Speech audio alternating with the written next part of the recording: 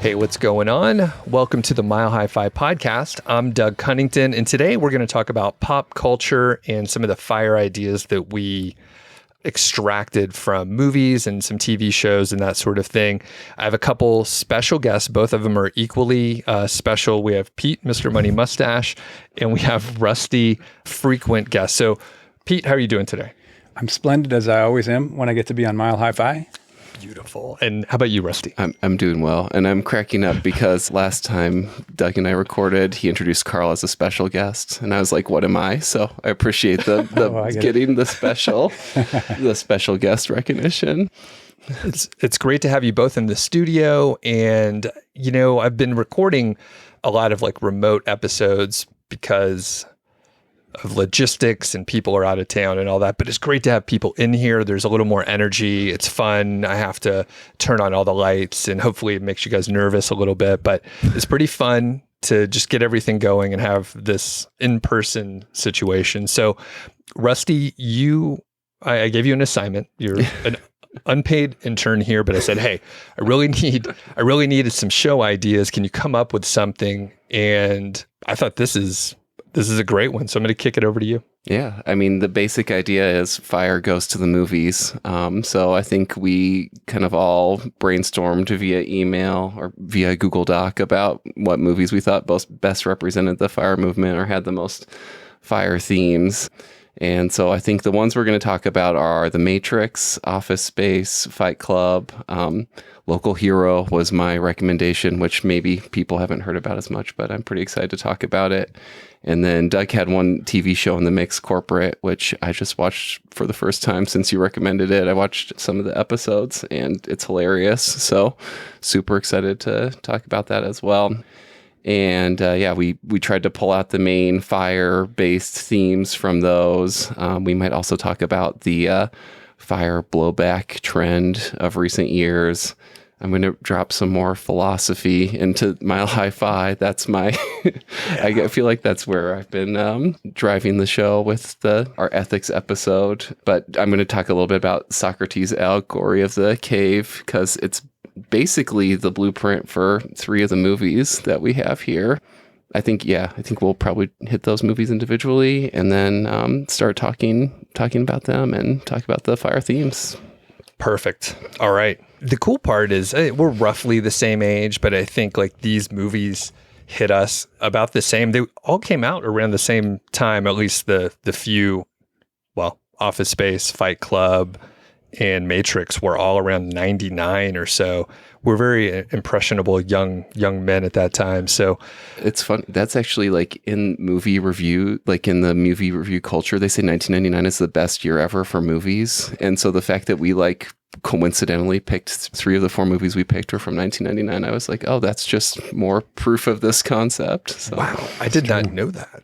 Well, Pete, I'm going to kick it to you first. Maybe we could start with The Matrix. Did you see that in the movies? Yeah, I saw it when it was in the theaters, brand new. And I went in as I guess I was probably around 25 at the time. And I had no idea what to expect. I just knew like, Kung Fu movie, Keanu Reeves. So maybe it's like Bill and Ted's Excellent Adventure. I don't know. I just thought, and then it just blew my mind, partly because it was so big scale and so different. And like, just, I still think about that night of first seeing it, even though I've seen The Matrix like a dozen times since then.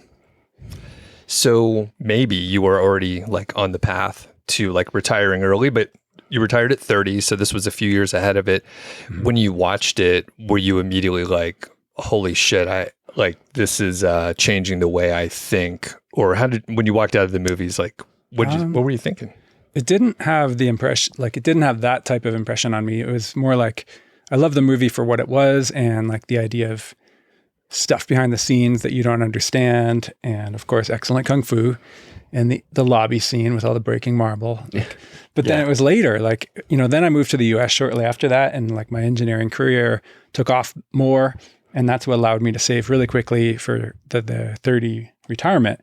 And then it's only at that point I started making these parallels of like, oh yeah, the unseen world of financial freedom versus people who think they just have to do what everybody else does. And then I realized, oh yeah, that is a lot like The Matrix.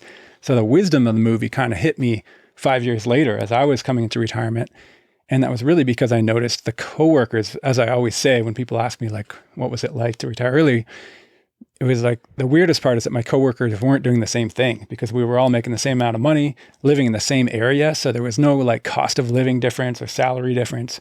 But for some reason I had enough to live off forever, and they were still living paycheck to paycheck on those same giant, in my opinion, salaries.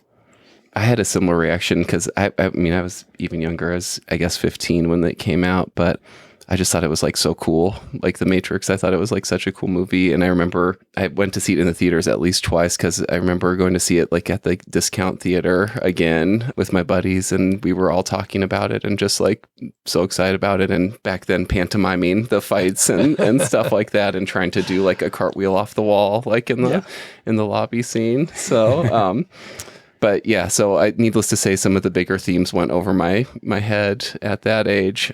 But yeah, I've come back to the movie several times since then. And I think, you know, the big one for me is just like he chooses to be free. Like he chooses his freedom over the comfortable life inside the Matrix. He chooses to take the red pill and to go live the authentic life, even though it's going to be more of a struggle. And he's definitely going against the mainstream trend of just being a battery for the Matrix and living his simulated life. It's like he chooses to break free. And I feel like that's like kind of the main F.I.R.E theme from the movie, or the main parallel, because it's like the F.I.R.E people are the ones where it's like there's this huge system that's all designed to keep you trapped, whether it's the conspicuous consumption or keeping up with the Joneses. You know, the idea that like Neo breaks free from that, it's like he's kind of like a hero for the F.I.R.E movement. I also think there's I wanted to interject a point. Yeah, though. Like, you bet. There's a huge difference because we don't want to give the wrong impression to people. Because in the Matrix, you wake up from a relatively beautiful world with steak and skyscrapers, and then you're on this cold metal ship, and like everything's kind of scary, and there's these tentacle things trying to like laser into your ship.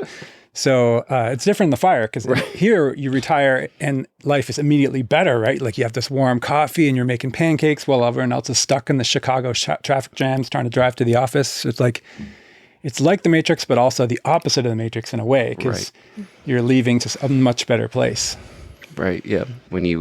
If you were to take the red pill and he would go into the more beautiful world, that would be the one. But I think he's underscoring like, even if the world isn't better, it's like freedom is its own benefits. Even if it's the crappier world, he'd rather be free than be a battery for the Matrix. Yeah. Well, that's cool. Yeah.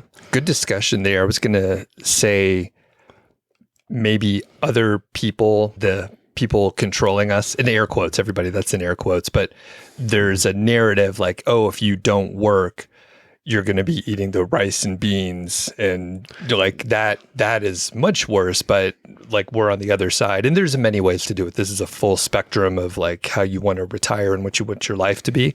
But like there's definitely some narrative where it's like, well, I don't want to compromise. I want everything all the time. And you can retire early and do that if you want to, or you could do like a different flavor, like whatever you want in your life. So yeah, good distinction, because there's a lot of people telling stories, selling something. Yeah. And that's been the big, maybe we'll cover that later in our edition here, but the blowback against F.I.R.E always keeps bringing back to like, oh, it's big sacrifices that aren't worth making in order to retire early, which is just totally wrong. Right. And I keep having to defend it like decade after decade. Right. Well, going back, one more point kind of in this frame of mind. So Pete, you were like, why aren't my peers saving in the same way, same salary, cost of living, all the things you mentioned? Was there a time when you were like, hey, what are you guys doing with your money? Like what's going on? Like you guys could just do this too. Did you try to convince people or anything back then? Yeah, a little bit. Okay. I mean, I didn't try to push it on them, but we would all get to talking between our work times, and people were curious about our lifestyle differences. And it helped that we were all engineers, right? So that's kind of like a notoriously curious demographic. It's not like people who are known for trying to put up a show to look like something they aren't. So engineers generally want to learn anyway. But it was still interesting how different it was even then. Like that's where I learned about the existence of pickup trucks with 6 wheels. And one of my coworkers really drove one of those things to work. And I'm like, what the hell? Like that was such a formative thing. Like I'm sitting there as a 25-year-old riding my bike, and then I see this thing coming in, this big diesel. I'm like, wow, is that guy picking up like 26 horses on the way home from work today? And then the next day that truck was back. I'm like, another 26 horses? And then I realized he's using that as if it's a car. And that type of thing just like still stuns me to this day, especially because you still see these clown trucks everywhere. And that's why I got rid of my truck. So that Pete wouldn't rip on you too much. Well, it only had 4 wheels. Yeah, it comes out. Yeah, it only had 4 wheels. He'd come over on his fucking bike. Like he rode his bike today. It's cold outside. It's like in the 30s. It's like 56 degrees and sunny, and it's like beach town. We're in like Hana Longmont today. Okay, let's move on to.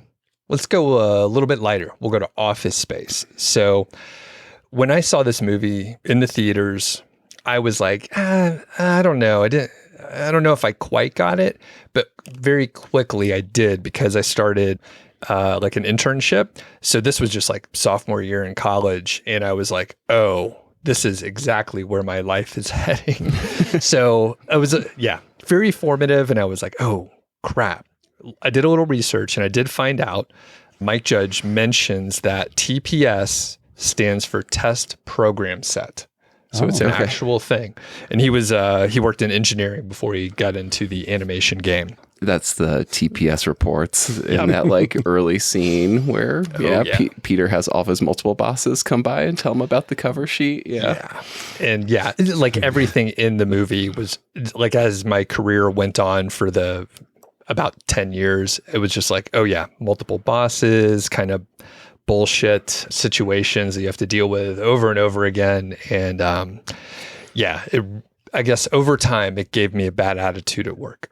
Isn't that like, it was similar at the law firm, but I would imagine it's the same at the consulting firm. It's like because it's project based, you end up having so many bosses because every project has its own, it has its own boss. Yeah. And then you end up with funny enough, it's a matrix organization where you have different leads all over the place, some of which are like your competitive vendors, other consulting firms. So you're basically like taking orders or giving orders to other people who like want to see you fuck up.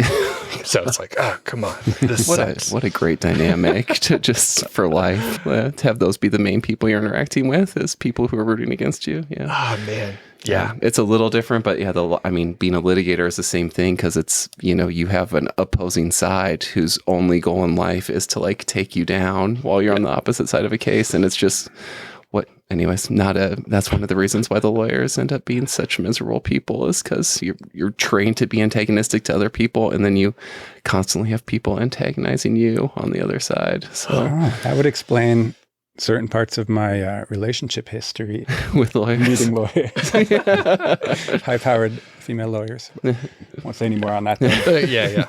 Well, we won't dig into that one. Well, you were a classic software developer, right? So this was like watching a documentary on your life, right? Yeah. I mean, not really, though, because the company that I worked at was a lot better than the one in Office Space in Cisco Systems. And I think it's still a pretty well-run company. But of course, the bigger a company gets, the more likely it is to get like that. So it's still there. But the interesting part is everybody who has a job in a larger company is probably experiencing this. And yet some of those same people are the ones fighting back against the FIRE movement, saying like, oh, the FIRE movement's dead. Why would you want to quit your job? And yet they go in and get hassled about their TPS report cover pages the next day. Oh, man. So you worked at Cisco? Yeah. Is that right? We haven't talked about it because we don't talk about work, basically. Why would we talk about that? It was 20 years ago, literally, since I hung up that keyboard. Dang. So it is funny to remember that, but the company still exists and it's doing well again these days. Mm-hmm. So it's interesting to remind myself. And I think some of my colleagues still work there, which is also shocking. That is shocking to think about. Yeah. Crazy thing. So I worked at Nortel Networks, which you probably know well. It's a Canadian company. That was a big thing. And then they got swallowed up by Cisco, I think, right? Like eventually? No, I think it was like Alcatel and then Lucent or something. Okay. Or no, maybe not Nortel. There was my other company called Newbridge that got eaten by Alcatel Lucent. Interesting. Oh, yeah. And then maybe the product I was working on, things got split up, blah, blah, blah. It was a long time ago. But yeah, Nortel was famous for being like a little bit more traditional than Cisco, and it wasn't as cutting edge because it was born out of like a telephone manufacturer or something originally. Yep. Yeah, exactly. Let's stop talking about old work. Why would we do that? But, so the other part, obviously Office Space, is just fucking hilarious. It's so well written, and it still works. Like, I think you watched it recently for your homework, Rusty. I watched it this past weekend, and I was still laughing out loud. Yeah, there's that part where specifically where Peter comes back after the weekend, where he's supposed to where he's supposed to come into work and he doesn't, and Michael Bolton, which is one of the best character names ever, comes up to him and is like, you weren't at work. What did you do all weekend? He's like, Michael, I did nothing. I did absolutely nothing, and it was everything I thought it could be. So I find that interesting too. I think that's an interesting parallel for F.I.R.E, because I do think you have that initial phase where it's like you kind of want to just do nothing, especially for like a solid week. I was kind of just like, when I was done working, I was like, I want to go outside and walk and be somewhat physically active, but I don't want to like even touch a computer. I think that's like kind of the initial phase. But then you see with Peter, like even in the movie, even while he's doing nothing, it's like, what is he actually doing? He's like pursuing a romantic relationship, like an area of his life he's totally just neglected because, he's had this job. And then you also see he like goes out fishing and things like that. And then ultimately decides to like work construction. So it's like, I do think there's a component of doing nothing, and it's when people are like, oh, I couldn't retire because I couldn't just sit around and do nothing all day. I was like, who said anything about sitting around and doing nothing? You can do literally anything you want. I guess the only thing you can't do is like show up to this office and sit on a computer and do TPS reports. Like, but they probably let you do that even too if you really, if you really wanted to. And then the actual doing nothing is like, actually you're not only doing something, you're doing like the most important things in life. You're connecting with your friends, you're being outside, and those are where people end up. There's like some YouTube video with like, I don't know, like 10 million views about like it's someone who's not in the FIRE movement, but they were like, I tried FIRE and it wasn't for me. And they're like, I didn't work for a week and I just sat around and played video games. And I was like, I need to go back to working 60 hours a week. I'm just like, these people, especially in America, are just like so obese on productivity. It's like, and you explain to them like the general concept of a diet, and they're like, "Oh, I wouldn't want to be anorexic." And it's like, well, no, like you weigh 350 pounds right now, and we're just saying like maybe don't eat a donut. And they're like, anorexia, like anorexia, and I'm like, no, yeah, let's worry about that when we get there. But like first, maybe take a weekend and try to like go fishing or go on a date. Yeah. And the other thing that's so much overlooked in this, like, what would I do nothing dialogue, is the majority of people have children and become parents at some point in their life. Like, it's still a pretty high percentage. Both you and I are on that plan too. You've got young kids. Yeah. And like that's each child is a full-time job for two people. That's the way I like to explain it. So it takes two retired adults to raise one toddler, and that's like you're maxed out. You barely have time to be married in that situation. So if you add a job on top of that, then suddenly one person's working double time, the one parent. And if you have two jobs, that means everything just explodes like a nuclear explosion. You got to bring in nannies, or you're just so stressed out because you're driving all the time, like dropping off at childcare, got to be there by 3:00. And, oh no, we got a birthday party, like super terrible. So anyway, having children is a job, and it's a very noble and important job for continuing the species for those who who choose to do it. There's no shame in quitting your job in order to do that job, and you'll be plenty busy. So like definitely quit your corporate job before your children if you have the option, and you'll thank me later. Yeah. I'll thank you right now. Yeah. No, it was like reading your blog, and we found FIRE when we were 34, and it was kind of like, oh, well, Pete quit to raise his kids. And it's like, well, wouldn't that be such a better way to raise kids and to actually, spend time with them? So yeah, my wife and I get to spend almost unlimited time. And, my dad worked a lot when I was a kid, and my son's 5 now. And I'm like, I've probably spent more time with my son now than I've ever spent with my dad my entire life as like a 41-year-old. And then, building on that point too, like, I had a friend who we told him we retired, and he's like, I couldn't do that. I couldn't sit around and do nothing. I was like, don't you have a 3-year-old and a 1-year-old? Like the idea that you could sit around and do nothing with 2 toddlers in your house is, I was like, that's comical. I was like, we just had the one kid at the time, and I was like, it's like it's full time for both of us. Like, Like even getting in a grocery run is like a awesome achievement, and you feel like, whew, good thing I didn't have a job or we would not be able to eat today. Yeah. Well, and I was going to say, as someone with no kids, we find ourselves like, how do people do anything ever? Because we have a full schedule with no kids. And the thing is, like, we're never in a rush, and we have plenty of time to do the activities that we want to spend time on. And we still don't have enough time to do those activities to the capacity that we want to. So like, even now I'm like, man, I sure could use an extra few hours per day or something like that. But I mean, everything's good, but I don't understand how people do it with kids and work like a job, or maybe they travel for their job. So they're gone for whatever, 3-4 days a week or something like that. It seems crazy. Yeah. You have to neglect something. Yeah. You either like neglect your health, you neglect your friendships. Unfortunately, like, some people end up neglecting their family. It's, but it's either way, it's a shitty trade-off. Like, so. Yeah. There's a couple other things I want to bring up. One is around people that think they'll be bored, but then I realized the brain space that a job was taking up. Even I worked remotely, I had a lot of autonomy. It still took up a lot of my brain power, and removing that was dramatic. It made a huge, massive difference. And I don't think people, while they're working, even if they're like, I work remote, all the shit I just explained, they don't appreciate how much time and mental energy a job takes up, even if it's 20 hours a week or something like that. Pete, do you have any observations on that?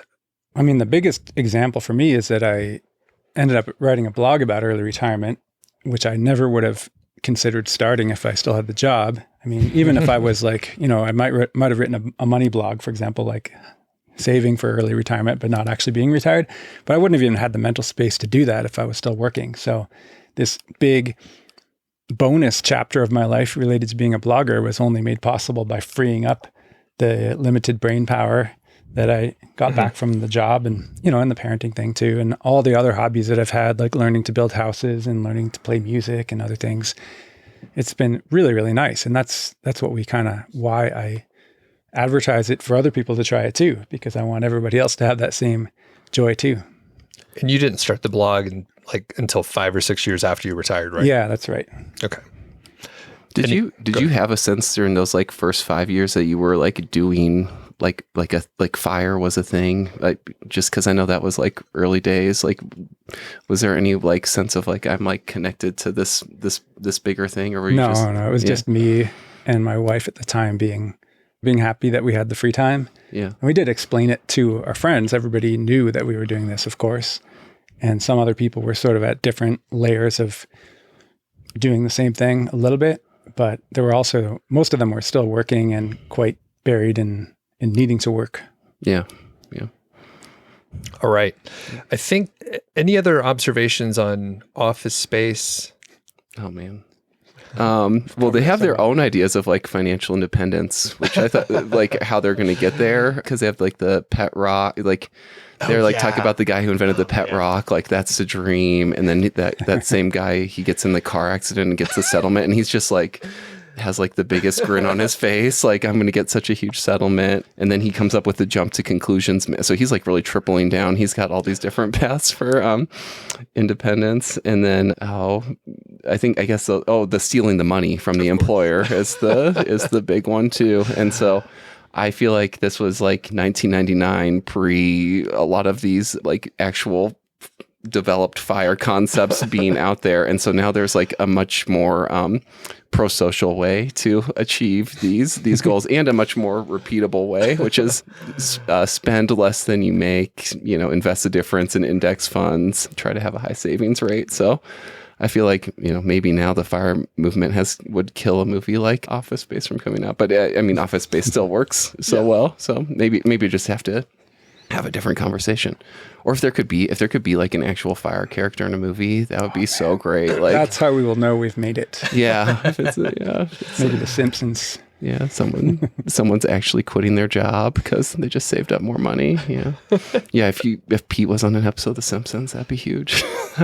Oh man, yeah. Wouldn't that be great? I could be like scruffy in a flannel shirt riding a bike. I could just totally imagine the scene, and I would show up like telling people. How crazy would that be? That'd be amazing. Yeah. Who do we know? Let's call in some favors here. And just you don't plant call the The seed. Simpsons. The Simpsons calls you. That's true. You said you know somebody. Yeah, well, my law firm represented Matt Greinig or whatever his name is. So Graining, he says it rhymes with complaining. Okay. All right. And the last point on Office Space, I almost forgot. So construction and working outside, you kind of paralleled Peter overall, but can you just talk about why you like construction and working on projects like that? I think it's just because it's like such a fundamental human thing, like to combine your brain with your body, like solving problems in the real world instead of just on paper or on a computer or something.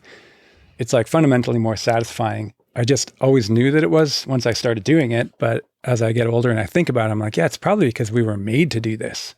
And so there's something deep in my evolutionary fibers that's saying, yes, human, you're doing the right thing by moving objects around and reshaping them into tools, weapons, for hunting and shelter.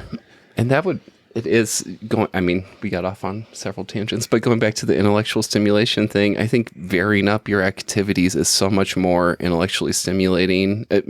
Both components, manipulating physical objects instead of just always being at a computer. It sounds like all three of us were mostly at a computer for our careers. So to actually be doing things in the physical world, I think is so much more enriching. And then the intellectual stimulation thing, I'm like, I would so much rather be able to read whatever book sounds most interesting to me that day than to just be like doing doing legal research on the topic that someone else assigned to me, and doing legal research over and over again, 300 days a year is just, it's an intellectually demanding job, but it's not actually intellectually stimulating because you're just doing the same thing over and over again. Mm-hmm. Yeah.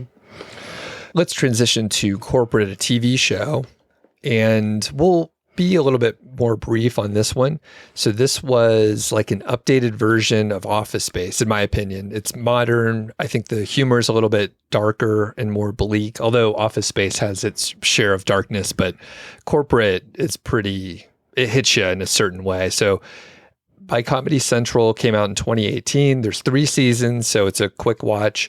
I'm not going to try to like recreate episodes or try to tell you too many things because it's a tough thing to do. The show's very good. The main characters are, in quotes, junior executives in training for a multinational corporation, and it's just kind of ridiculous. Some of the great episodes are called like The PowerPoint of Death, The Pain of Being Alive, Casual Friday, which sounds fun, but it's not as fun as it sounds. And there is an episode where basically they just talk about the usage of exclamation points or the lack of using them in emails. So just, I remember just sending emails. It's like, oh, are people going to take this the wrong way? 1 exclamation point or 2. And yeah, it went all the way up to like the top, the actual senior executives, not just the junior executives in training. So great show, highly recommend, especially if you enjoyed Office Space.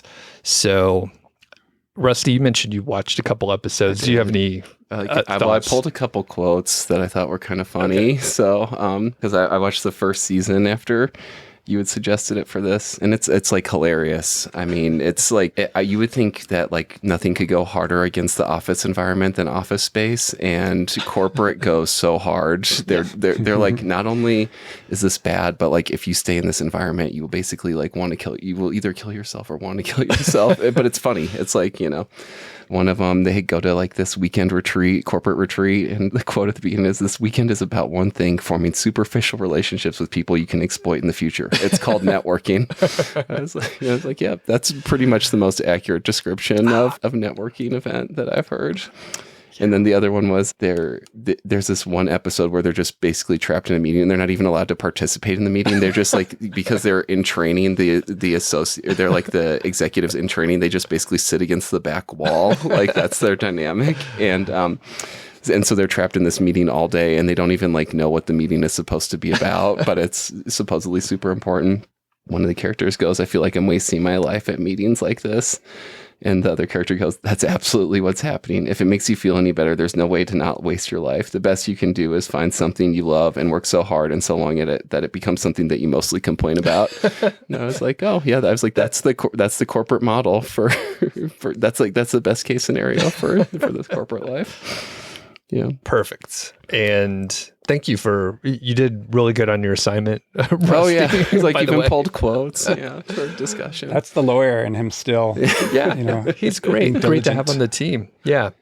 So Pete, did you get a chance to, it's okay if you didn't watch any of the episodes, but I'm totally excited to do so. Okay. I had it on my to-do list for this morning, but then laundry came up. And it was a sunny day. So I had to do sunny laundry. Very good. Okay. One more. The Casual Friday one that you mentioned is like hilarious because the corporate lawyer comes in shirtless and he's like explaining why he felt like that was within the parameters of what was sold for Casual Friday. But I just remember the Casual Friday at the law firm was like basically you were allowed to wear jeans. You had to wear like the same top, but then you could wear jeans on the bottom. And to do that, you had to give like a $20 donation to charity. So it was like they were making you pay to wear jeans. And I'm just like, at the time, I was like, oh, this is nice. You know, they're raising money for charity, and I want to wear jeans and things. But it's so much better as not having to fucking pay anyone to wear jeans. Like, I will donate money to charity gladly, and I will wear jeans gladly. But they are two separate events in my life. Like, they do not. You do not have to pay for the right to wear jeans. So. Plus, jeans are my dress-up pants now. Yeah, exactly. Right. Yeah. Okay. Very good. Yeah. Great show. People should check it out. Let's move to Fight Club now. So one of my favorite movies, great book as well. Of course, great to see Brad Pitt with the shirt off, classic scene. But I think this one really hit me with like the anti-consumerism kind of ideas and just like external validation. I think all three of us here are a little bit, in air quotes, like more rebels, even though we worked corporate jobs at some portion. But we were like, I don't know if this really fits, and just kind of made me anxious about the whole thing. So was this a big influence in your life, Pete? No, Fight Club just went over my head. Like I thought it was a cool, interesting movie, and I liked the twist at the end where it's really the same guy, but... Spoiler alert. Whoa, 25-year-old movie. But it's still like I never quite drew the analogy to F.I.R.E. or independence of any sort until other people mentioned it to me. And I'm like, oh yeah. And I see the anti-consumerism stuff and the talk about buying stuff to impress people you don't know. Yeah. But it wasn't as fiery to me as other things. Yeah, and I think maybe it's just like that little piece is the part that I remembered. Like a lot of books and TV shows or whatever. It's just like I take the little piece and then I ignore all the other irrelevant stuff with the craziness and whatever. You're not blowing up buildings or anything, Doug. You didn't take it that far. The terrorism portion of it. Yeah. Very good. Okay, what about you, Rusty? Same thought. I think it's the anti-consumerism is the main component of that. Yeah, I'd say like the office spaces, like the office space and corporate are like the anti-corporate message. That's like the key piece. If you could combine all these movies we talked about so far, I think they would hit a lot of that would create the perfect whatever F.I.R.E. movie. What's most notable though is that there aren't very many of these movies that are known as examples of anti-consumption. I feel like it's the opposite. Yeah, there should be more of them maybe. And maybe it makes sense that the culture that makes these things, it's all about advertising, might not want to like make movies against their own revenue stream. Right. But even so, it seems like there's still room for some more. Anything else with Fight Club? There's the interaction where the Edward Norton and Brad Pitt characters meet, which, as we've already said, are the same person. But the Ed Norton character asks the Brad Pitt character, like, what do you do for a living? So, and that's like, such a classic, like, awkward conversation, especially when you're retired.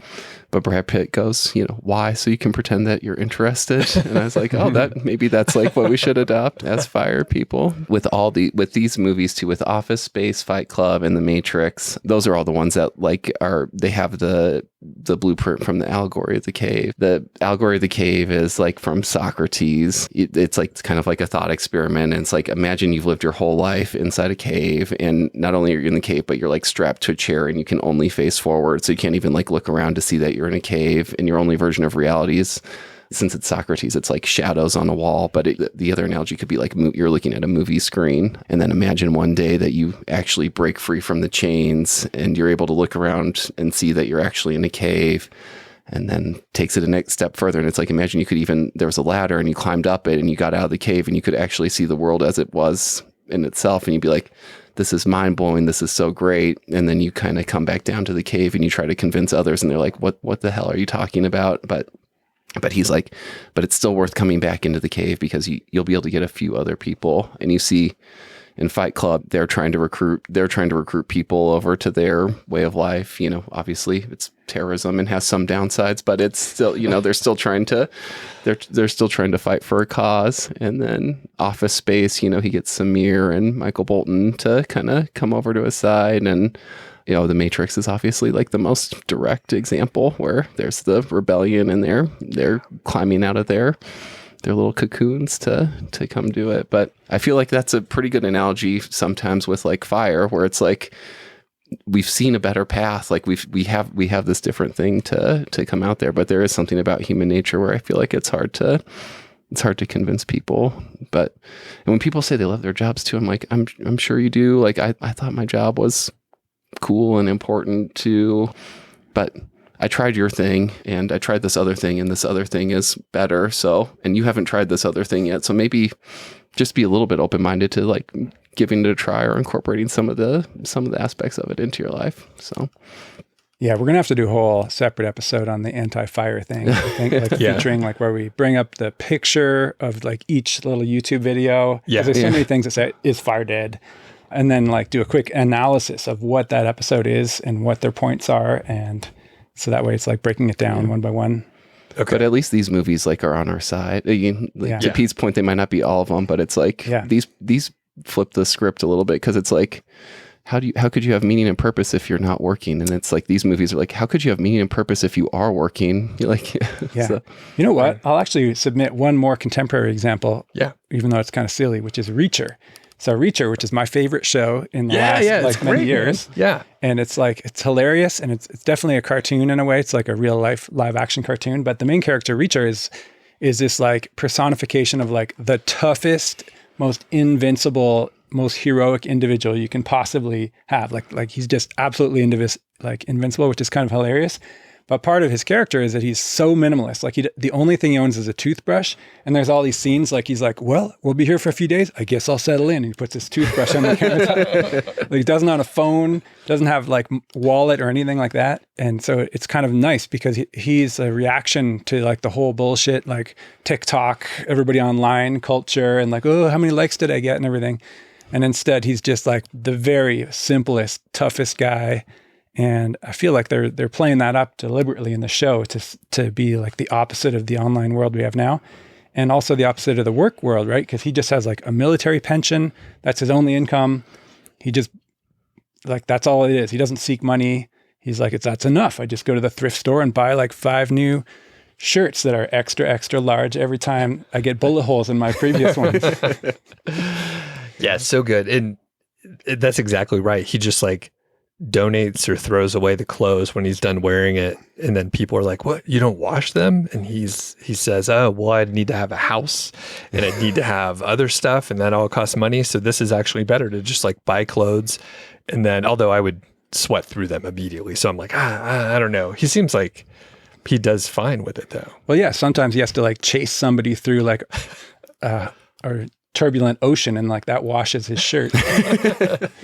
So then you got another day use out of that one. I'm glad to hear that, because I had like the Jack Reacher books, and then the first film adaptation was with Tom Cruise, and they missed that whole aspect of it. And I was like, this isn't even the same character. And so I'll have to check out the show, because that's you're what I liked so lucky about if it. you've never seen Reacher before. If only to go back and have the pleasure of Watch season it one. for the first time. Yeah. I still rewatch the old seasons because, they come out too slowly for me, and it's like referring to Bible passages for me. I'm like, oh yeah, I remember this. And I'm like quoting the lines and everything. I didn't know that. That's great. Yeah, I read all the book series. Oh, wow. And I know Jordan Doc G, he's a big fan too, and read all the books. But yeah, we went back, and it's only been out maybe 2 or 3 years on Amazon. So you could definitely get those Reacher episodes. Yeah, you're gonna have a good weekend, man. It's going to be really cool. No, well, my wife and son were gone last weekend, so that's how I was able to catch up on these. Yeah, don't binge Reacher. Just watch maximum of 1 episode per night. Oh yeah, and then sleep on it and absorb your learnings. You're right. You're right. But that's another thing. I mean, like I hadn't turned on my TV in like I mean probably at least 2 months. So it was. Anyways, it's a lot more fun to watch TV when you're doing it very deliberately and intentionally versus. Like when I was working, we were actually watching more TV, but it was like we were so stressed by the day that we'd like come home and watch TV a lot. I don't know if you guys have found like similar things, but no. I never watched TV. You didn't watch it to start with? I only got into it for Reacher, and that was during a strange situation when I was living in an apartment a couple of years ago. I had less to do. Mm-hmm. Gotcha.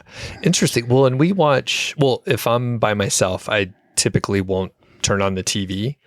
Like if Elizabeth is out of town, I do watch YouTube, so it's like a bit similar, but it's like on demand. I choose what I'm watching, so a little bit different. That said, we actually do watch usually like one show or so per night, and we'll like while we're eating dinner, and it'll be like right now we're rewatching like 30 Rock. So typically sitcoms, I like silly shows, so like those are funny, they're pretty quick, and it's a good pastime for us. Yeah. We enjoy that. It's so different. Like when we go to people's houses and they'll just have the TV on like in the background all the time. I'm like, do you not realize how disruptive this is? Like just feel like so much anxiety by that. So especially with the sound, like when people leave the sound on and oh man. Yeah. The one guilty pleasure I do have, so in a hotel, so I'm at a conference or something like that, and if I'm by myself, I'll turn the TV on to the Food Network typically, and then it'll just be like Guy Fieri, like 24/7, right? Just over and over again. But I like him, and usually it's something interesting. I like cooking and all that stuff, so it makes sense. Or occasionally Hallmark Channel, depending on the time of year, and then it'll just play. But I don't want to get sucked into one of those Hallmark movies, which are just fabulous, of course. Yeah, a way to bring it full circle to the Hallmark movies. Yeah. Yep, and I will give a quick mention. So we recorded just a short 5 minutes on Hallmark movies. I made a pitch that Hallmark movies are great, and they are a metaphor for the FI lifestyle. And to Pete's dismay, he came around and said, yeah, you know what? I think you're right. So we'll put that on Buy Me a Coffee. It'll just be like a special little thing. I'll put a link if you want to check out to see how to support the show. Okay, so we wrapped a lot of stuff up. Any other last minute movies you want to put in? Well, my local hero one that I plugged at the beginning. I realized like no one has seen this, but I want to see it after hearing your description. First of all these movies we picked are in the top 1,000 on They Shoot Pictures, Don't They? Which is like a Metacritic. Anyways, and Local Heroes on there as well, and it's 100% on Rotten Tomatoes, and it's on like a lot of lists of like the best cult movies of all time. So this isn't like a totally off, just like wild pick. The main character is an oil executive in Houston, and my wife and I used to live in Houston. So it's like the perfect counterpoint example for like, if you want like a city that's just devoted to like cars and energy, probably like Houston, LA are probably the two like biggest examples you could come up with. But so he's a young oil exec. He starts out, he's in Houston, like he's only talking to people on the phone or via fax machine. It's from the 80s. So it's like cutting edge technology at the time. And he even says like he prefers it to do all of his communications via fax, which is like just such a weird thing that like that would have been a moment in time when people were just faxing each other for communication. And he's like driving to work in Houston, and you get the weather report, and it's like one thing about this movie, it's like very subtle. Like you almost have to watch it a couple times to see where it's going, and then to get all the references. But like as he's driving to work, they have the weather report in Houston, and it includes the lead levels in the air. And so it's just like, on what planet does lead in the air count as weather? Like Houston in the 80s would be the answer. So he gets this assignment where he's supposed to go to this small fishing village in Scotland and essentially buy the village so that they can build an oil refinery there. And he gets there, and it's like the most beautiful, idyllic place that you could imagine. All the buildings are white. There's these big, deep, sandy beaches. There's all these like little tide pools and creatures in the tide pools. And then the community like is like a super vibrant community where they all know each other, and they have such a different approach to work than he has. It's all about the like working to live instead of living to work. And his like main counterpoint is the accountant in town, and he's also the cab driver, and he runs the inn, and he kind of does each job as it's needed. When it's time to have an accounting meeting, he's having an accounting meeting. When someone needs a ride, he's driving the taxi. And it's like such a different approach to work than to just be doing that all the time. And so it's like this town like kind of like slowly gets its hooks in this guy. Like one of the first things he does, and it's a lot of it is like connecting with nature, but one of the first things he does is like accidentally hits a rabbit with his car on his way in, and he takes the rabbit in. And not to ruin one of the best jokes in the movie, but then later the inn owner sees that there's a rabbit in his hotel, and so he kills it and cooks it and serves it to him for dinner. But even the act of eating like the rabbit that he knew is like, you can tell it's a way for him to reconnect with nature, because he's actually like, it's not just meat to him. It didn't just come in like a plastic wrap thing. It was an actual animal. And so, yeah, he starts looking at the nighttime sky. There's like the aurora borealis. He sees a meteor shower. He goes hunting around the tide pools. Some of the early scenes are like, they're not over the top comical, but it's like he's in his business suit and he's like walking on the sandy beach, and you're just like, these clothes are ridiculous, like for anything, but especially for that specific activity. You can kind of sort of guess where the movie's going, but I won't like totally spoil the end. Yeah, he comes to question whether or not he's on the right side of the transaction. And there's this one really kind of like scene that kind of really sums up a lot of the F.I.R.E. themes, where he's talking to the inn operator / accountant / taxi driver, and he's like, here's my life in Houston. I propose a trade straight up. I have a Porsche. It's all paid off. I have a condo. I have this job. I make $80,000 a year. I have $50,000 in mixed securities. And he's like, you can have it all. And I'll take your life here. Like, we'll do a straight up trade. So F.I.R.E. was more explicitly the theme. He'd be like, you know what? I'm going to cash in all that stuff, and I'm going to live off 4% of the assets and move to this village in Scotland. So it kind of encapsulates a lot of those themes. But yeah, thanks for listening to me, guys, on my somewhat rambling rant. But it's a great movie, and it's free on Canopy. If people haven't heard of Canopy, it's a lot of libraries have it, so it's like included in your Boulder County Library membership, and it has like awesome movies. So I didn't know so you can that. watch it for free. How did this end up on your radar? So we went to this town in Scotland. It was like the same trip when the article about Carl was in the New York Times, and we were in this town, and they were like, oh, this movie Local Hero was filmed here, and I hadn't seen it before, but you just Google and it's like 100% on Rotten Tomatoes, and you're like, oh, and then it's like, you're like, it would be cool to see a movie that was filmed here because this is such a beautiful place. So it's like, as I was discovering F.I.R.E., and I had such a good time on that trip, and then as I've talked about in previous episodes, like my work was just like retaliated against me for not being in the office. Yeah. And so it was like that movie had an extra special place in my heart because it was interesting. Yeah. And then to remind me and the listeners, so the article with Carl came out, and then you read it. I read it while I was in Scotland. And that's how you kind of got, and it led to you sitting here right now. Yeah, exactly. Basically. Right, okay. Exactly. Yeah. Man. That's and then crazy. We read like Carl's blog, then read Pete's blog, and now to bring it full circle, I'm talking about Scotland on a podcast with Pete. So yeah, it's like, damn, very good. Yeah, I'll have to check that out. Me too. Canopy is a good tip. Very cool. All right. And like we said, I think, Pete, you mentioned we should probably hold the backlash against F.I.R.E for a whole other episode. But if we could give a little teaser, can you, I guess, like describe the thesis of that idea, and then we'll do it sometime in the future.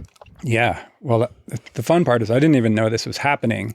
But what happened is I initially saw, because I follow Mindy and Scott with the BiggerPockets podcast, I saw they did an episode that was kind of joking. It's like, is the FIRE movement dead? And then the spoiler is like, no, of course it's not. It's only smart principles. How could that ever die?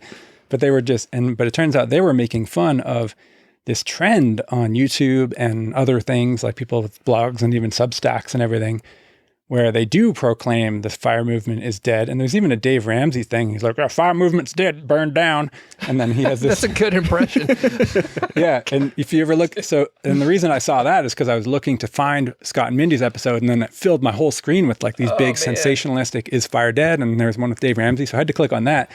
And like, he didn't even make a point as to why it was dead. He just wanted to make a little joke to move on and sell some more security systems and insurance and stuff like that. Because oh man, that show is so bad. But anyway, so I clicked on a few of them and watched them, and like they all have a different reason, but they're all bullshit. Like it's always either a profound misunderstanding of what financial independence really is, or just clickbait, and they actually like FIRE, and they're just like, I wanted to make you watch my video. So it would be fun to dispel all these things. And like, of course, Ramit, Sethi with I Will Teach You to Be Rich, he likes to attack the FIRE movement too. So he made such a video as well. And I clicked on that, and it was actually well done, because it's just like, he said a bunch of good stuff about the FIRE movement, and he's also not anti-FIRE. And he's like, except when you don't let yourself have fun, and you're just obsessed with saving even when you have millions of dollars. Yep. Which of course, like when I started writing about this, it was not about any of that. It was about like, just be slightly less ridiculous and start having fun now, instead of waiting till you're 65 to have fun. So I feel like it would be really great to do a case-by-case thing, and also like basically throw back a little bit of the, fire back in this little pretend media war, because people are getting away with it too much, and they're getting clicks and views for just putting out crap. It's not really good information. It's misinformation. I feel like the Dave Ramsey, I feel like part of the reason why like people say FIRE is dead is because these like prominent FIRE figures aren't like putting out content anymore. But I'm like, no, that's actually like, that's underscoring the point of FIRE is like they're walking away from it. They're not just like, it's not like Dave Ramsey and he's going to have a never ending stream of crap to sell to people forever. I'm like, yeah, Dave Ramsey's still alive because he's being a freaking jerk and like getting people into like asset under management advisors who kick back money to Dave Ramsey. Like, yeah. It's a little bit like the FIRE people were all having this nice beach party, and then we're like, oh, I'm tired. Let's go home and take a little break. And then all these other anti-FIRE people are like, came over to and picked up our half empty drinks and like, look, the party's over. Let's prove this doesn't work. Everybody look at this. And we're like, relax, guys. We're just being retired here. Yeah. Very good. So yeah, this a little sneak peek. And as a YouTube creator, which I try to just like not look at the metrics, because you may end up making videos where like it gets a lot of views, but it's kind of like maybe you don't even disagree with them, but you're making the video because it's a negative spin and that gets more clicks. Like if you just look at the feed and you let yourself go down that algorithmic route, you will find like what's wrong with fill in the blank. There's all these negative framed videos, and sometimes they're clickbait and sometimes they're just total bullshit, but it's a weird area. And that's, again, one reason why I don't look at the metrics too much, because I don't want to like chase those. It puts you in a bad spot, basically. So, all right, that'll be very fun. We'll have to do some homework for that.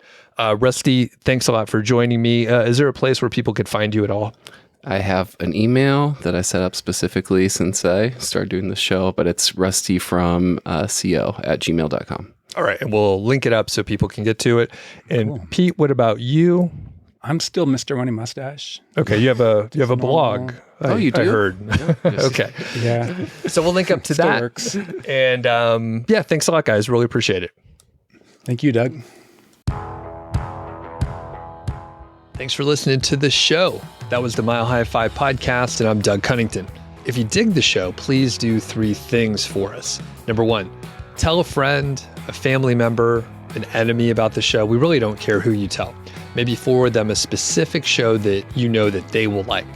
It's the single most helpful thing that you can do to spread the word. It's like giving us a virtual high five, and actually we don't give high fives in person, so the virtual kind's pretty good. And more importantly, your friend or family member or even your enemy will appreciate the fact that you were thinking of them. Number 2, make sure you're following or subscribed on your podcast app, Apple Podcasts, Spotify, Overcast, YouTube, whatever you're using, and that way you won't miss a show. And number 3, please leave us a rating and review. We read them on the show occasionally, and you might hear yours out there on an upcoming episode. Quick disclaimer, this show is not financial or legal advice. I'd actually be surprised if it sounded like it. It's really just for entertainment, and that's at least what we're hoping for. But seriously, get advice from professionals. So we'll catch y'all next week.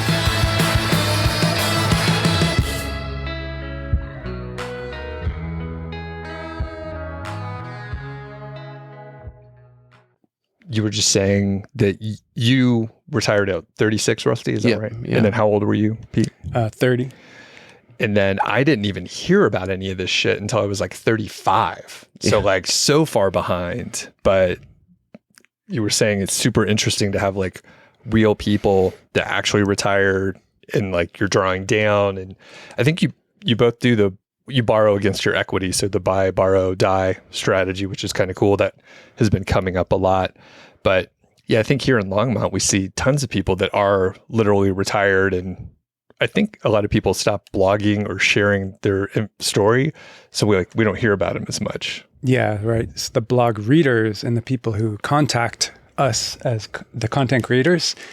We're often hearing from people who are still saving aggressively, and then they just drop out and relax. And that's probably why I'm also writing less too, is I'm just more focused on being retired. Yeah. And then Rusty, did you run across folks that were like retired in your normal life, like before you moved to, say, Colorado? I did, especially when we first were like getting into FIRE. We were kind of like trying to talk to people about it more. We kind of laid off that a little bit, but one good thing that came out of it was that there were like a couple of our friends who were like, oh yeah, I'm also really interested in that topic. And one of them actually, retired. We brought it up at a meeting, and she's like, wait, do you read like Mr. Money Mustache blog and you're into the whole FIRE thing? And we were like, yeah, we're like planning to retire and imminently. And she's like, me too. And so those moments are cool. And then that balances out all the awkward conversations where it's like, oh, I could never do that because I'm too lazy. And it's like, really, it's lazy to save your money aggressively and like invest at a much higher rate than the average person? Because I always felt like that was the more ambitious path than just never questioning life. And then the other thing, which we could talk about this topic all day, which we just naturally were talking about it, but like people say, what will you do all day? It seems like I would be so bored, blah, blah, blah. And I'm like, oh, you have no idea. What do you think of people? They're like, oh, I'll just be bored. I don't know what you're doing. I mean, it's totally possible, because if you have a job that you've worked too long, it's probably replaced all of your other ideas for what to do with your time.